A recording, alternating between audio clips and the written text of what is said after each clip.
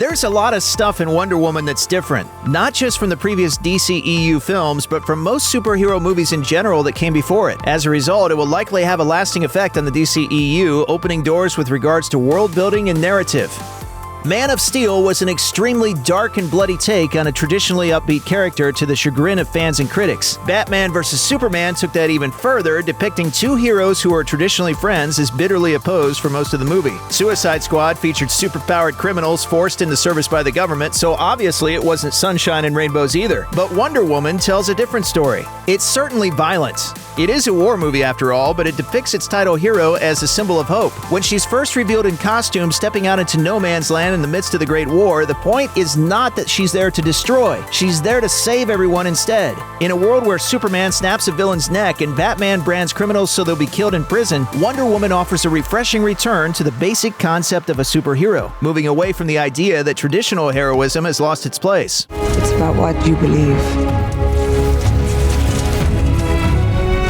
And I believe in love. Where Superman is an alien and Batman is a billionaire with a lot of tech, Wonder Woman is a demigod with magical powers who grew up on an idyllic island with immortal women. Her movie embraces fantasy elements to a degree that the DCEU really hadn't before. It may not be the first DC movie to feature magic. Suicide Squad's villain, after all, is literally named the Enchantress. But Diana's origin takes it to another level. This is a movie that starts out in a purely fantasy setting before introducing the real world. Even the MCU presents Asgard as more of a sci-fi realm in another dimension that merely inspired Earth mythology. Wonder Woman, however, doesn't hedge its bets like that. Diana grows up in a place that's like an all-female version of Lord of the Rings. That doesn't just shape her abilities, it also affects her outlook. Her reaction to learning about the horrors of World War I is to go on a quest to defeat a mad god. She's a superhero to be sure, but she's also a fantasy character, and that blend is carried off perfectly. Bringing her into a world that also features science-based heroes like Cyborg and the Flash creates endless possibilities for future stories in this universe.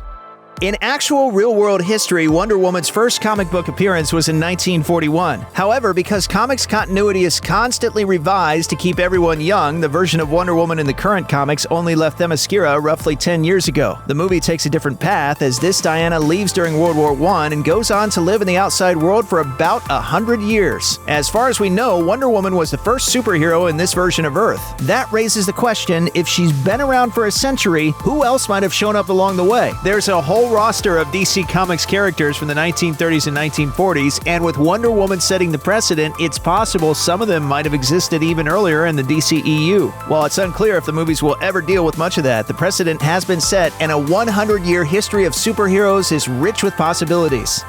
Superheroes tend to be monogamous and mate for life, especially in movies. In that vein, Steve Trevor plays a key role in Wonder Woman's origin story, so it's no surprise he's a big part of the movie as played by Chris Pine. However, since the film is set a century in the past, there was never a chance for the two to live happily ever after since she's immortal and he isn't. Ultimately, the plot takes it even further, with Trevor sacrificing his life to destroy a plane full of Dr. Poison's gas after he and Diana kiss. For a superhero's lover to die in a movie is almost unheard of, especially by way of a heroic sacrifice. I wish we had more time.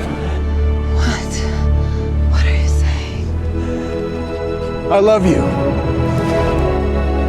In addition to this narrative departure, director Patty Jenkins has said that Diana will have a different love interest in the sequel. It'll reportedly be set in the 1980s, which means that whoever that person is, it will also likely only last for one movie. Depending on how long this goes on, Diana could become the first superhero since the 80s and 90s era Batman to have a different love interest in every movie.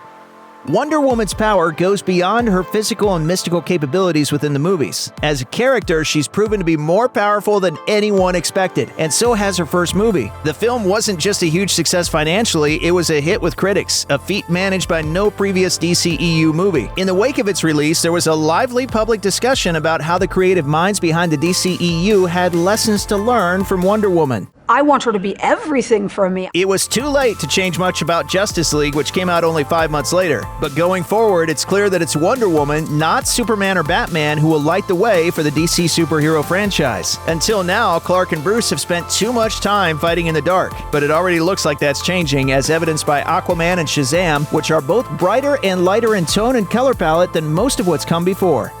Check out one of our newest videos right here. Plus, even more Looper videos about your favorite stuff are coming soon. Subscribe to our YouTube channel and hit the bell so you don't miss a single one.